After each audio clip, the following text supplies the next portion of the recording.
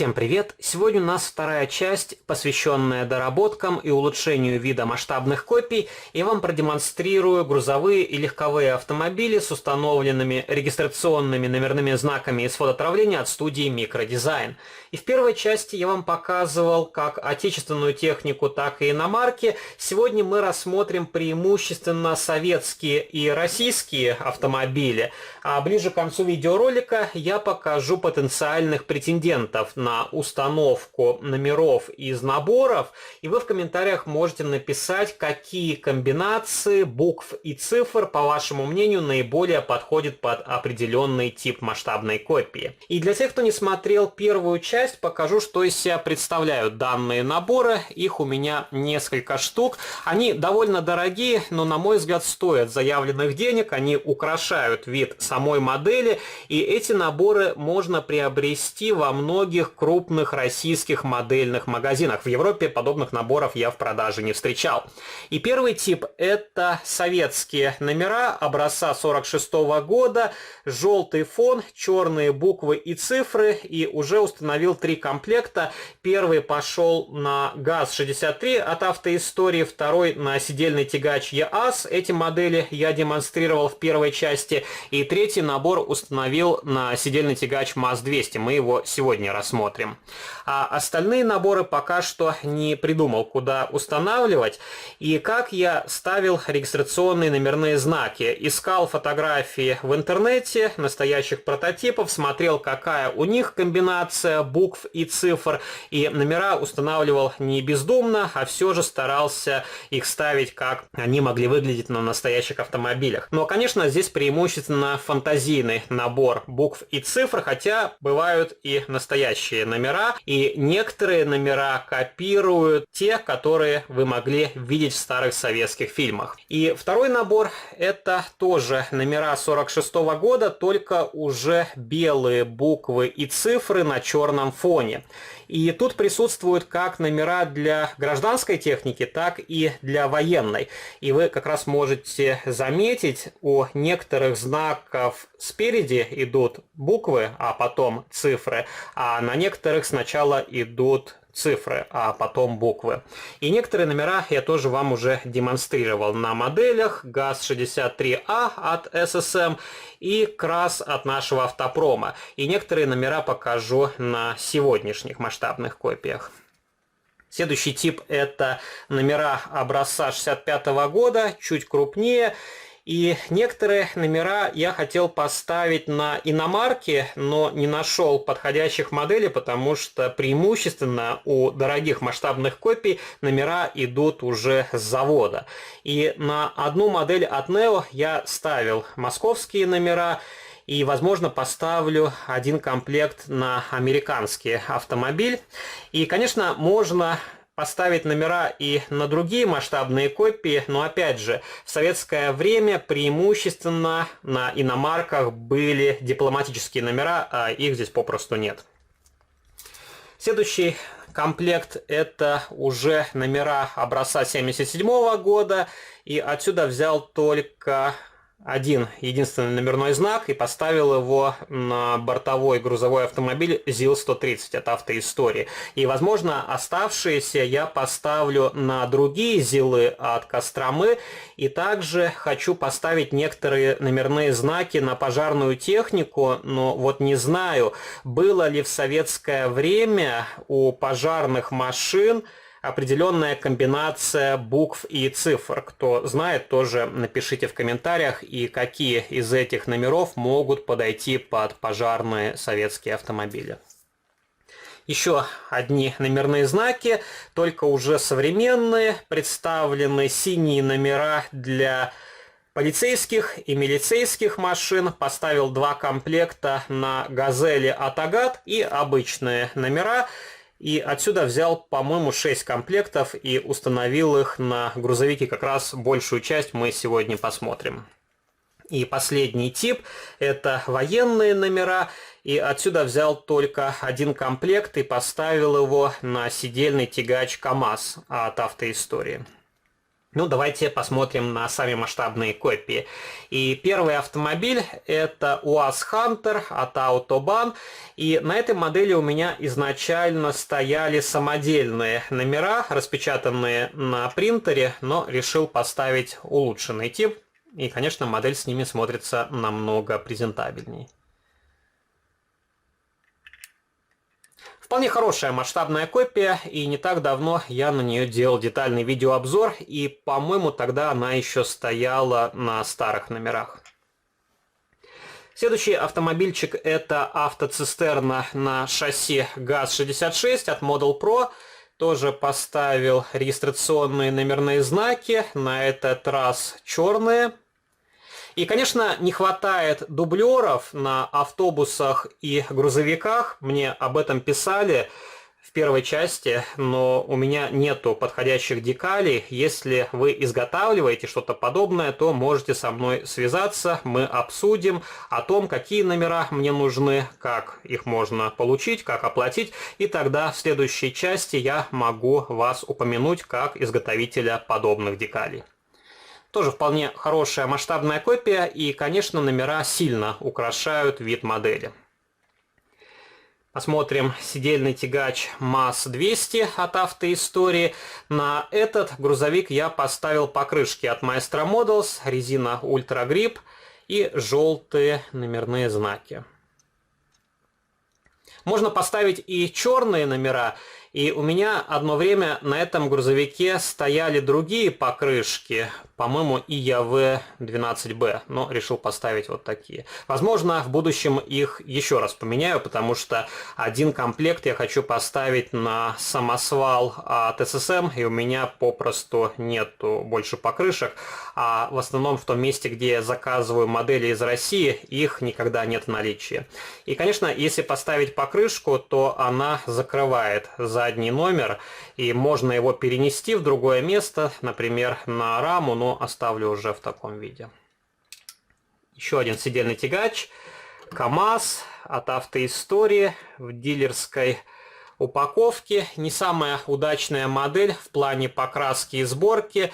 Не очень хорошо нанесено лакокрасочное покрытие, и поставил сюда современные российские номера. И хотел один из комплектов поставить на набор, состоящий из сидельного тягача и полуприцепа, но, по-моему, в этих наборах для доработки нету номеров под современные полуприцепы. Поэтому получится не очень хорошая комбинация. На тягаче они есть, а на полуприцепе их не будет. Следующий тягач — это еще один двухосник с синей кабиной, только более современный. Тоже поставил вот такие номера. И как раз вы можете заметить, что преимущественно я ставлю номерные знаки на модели от Автоистории. Но еще раз повторюсь, потому что на них их нету изначально. У Дипа идут номера на большинстве моделей. Также у иномарок они есть. Например, на тех моделях от Миничемс или от Шуко, у которых нету номеров, нету смысла ставить советские номера, но это будет просто фантазийная модель. А все же хочется, чтобы как-то было более реалистично. Ну, вот такой номерной знак. У КамАЗа откидывается кабина. Тоже вполне хорошая задумка, но вот качество исполнения здесь не радует. И мне не повезло с первым синим КамАЗом, а этот более-менее нормальный. Также покажу вам самосвал. Надеюсь, он не развалится. После каждого видеообзора мне приходится ремонтировать эту модель, потому что она очень хрупкая, и уже пару раз ломал зеркало, расположенное над дверью. Также подклеивал противоподкатные брусья. Все такое болтается. И вот такие номера стоят на этом КамАЗе. А так тоже модель вполне хорошая. Откидывается кабина, кузов. И у меня в комментариях спрашивали люди, будет ли обзор на новинку от ССМ. Пока что этот самосвал не планирую брать в свою коллекцию. Если выйдет вариант от Автоистории, то уже посмотрю, в каком он будет цвете. сколько он будет стоить и вообще нужно ли его приобретать. Пока что модель от SSM меня не впечатлила. И покажу вам 3 военных автомобиля от SSM. ЗИЛ-157, тоже поставил сюда черные номера.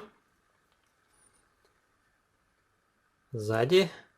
Ну, еще раз повторюсь, конечно, не хватает дублера на борту кузова, но пока что у меня нет возможности поставить что-то. Также автобус АС-38.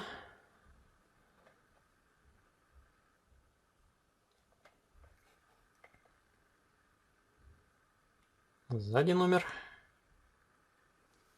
И еще один автобус АПП-66. И тоже поставил черные номера.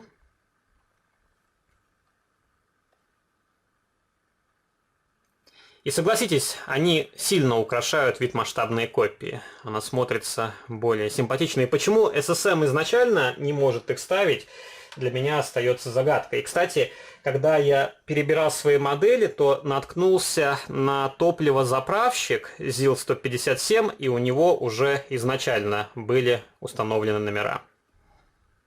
Но они в плане детализации немножко уступают продукции от Микродизайн. Но тоже, тем не менее, с номерами модель сразу смотрится более живой. И давайте рассмотрим потенциальных претендентов. Первая модель — это топливозаправщик ZIS-150 от Deep Models. И вообще не знаю, почему на этой модели изначально не было номеров, но, скорее всего, на эту масштабную копию я поставлю желтые номера образца 46 года. Только нужно будет посмотреть, какие наиболее подходящие. Кто из вас знает, тоже можете написать. Вот так они выглядят. Второй претендент — это ЗИЛ-131 в варианте МЧС, но, к сожалению, если посмотреть на черные российские номера, так, где они у меня лежат, сейчас вам покажу их,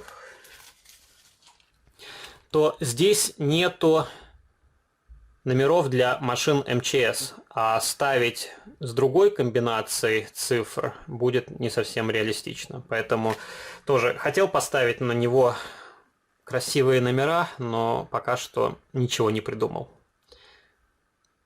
Тоже вполне хорошая масштабная копия. Следующая модель — это ГАЗ-Тигр от SSM. И, скорее всего, на него пойдут обычные российские номера. Тоже нужно будет посмотреть, вообще встречались ли подобные автомобили на дорогах общего пользования в России и в каком регионе. И также покажу вам один журнальный грузовичок. И, скорее всего, сюда поставлю желтые регистрационные номерные знаки, потому что это вполне хорошая масштабная копия. И я думаю, желтые номера здесь будут смотреться вполне уместно. Еще раз повторюсь, у меня не так много старой советской техники, на которой можно установить подобные комплекты. А так они просто будут у меня лежать. Вот такая машина. Можно теоретически поставить один комплект белых советских номеров на Магирус. Потому что на этой модели у меня стоят советские покрышки. И с советскими номерами эта модель будет выглядеть вполне нормально. И как раз будет оправдание, почему здесь стоит не импортная резина. Ну, тоже нужно будет просто выбрать подходящую комбинацию цифр и букв. И последний грузовичок — это МАН-630. Эта машина под большим вопросом, потому что подобной техники, я думаю, не было в советское время. И здесь уже стоят импортные номера. Но было бы интересно поставить какие-нибудь старые черные советские регистрационные номерные знаки. Вот такой небольшой видеообзор, где я хотел вам продемонстрировать свои доработанные масштабные копии. Пишите ваши комментарии, какая из показанных моделей вам понравилась больше всего. всего. Если вам понравился данный видеоролик, не забывайте поддержать его лайком. Вступайте в мои группы в социальных сетях, ВКонтакте и Фейсбуке. Жмите на колокольчик, если вы не сделали этого раньше, чтобы не пропустить выход новых видео на этом канале. И можете заглянуть на мой второй канал. Там тоже выкладываются разнообразные видеоролики на те модели, которые я не демонстрировал на этом канале. А на сегодня это все. До новых встреч. Пока.